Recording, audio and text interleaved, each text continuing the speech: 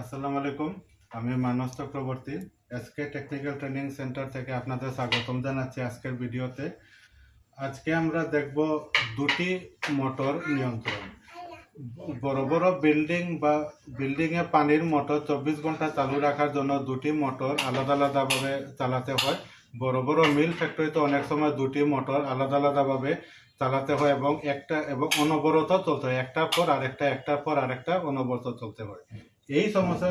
এই রকম কানেকশন আমরা আজকে দেখাবো যে কিভাবে দুটি মোটর এইভাবে কন্টিনিউ একটার পর আরেকটা চলতে থাকে। এটা হচ্ছে সেই কানেকশন। এখানে আমরা দুটো টাইমার এবং ম্যাগনেটিক কন্ট্যাক্টর দিয়ে দেখালাম। এটাকে ধরি মোটর 1, এটাকে ধরলাম আমরা মোটর 2।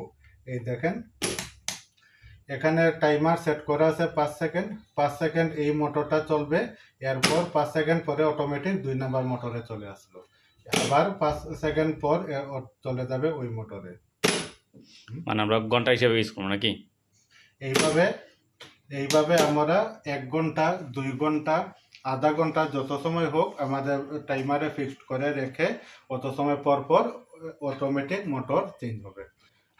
আসসালামু আলাইকুম, ধন্যবাদ।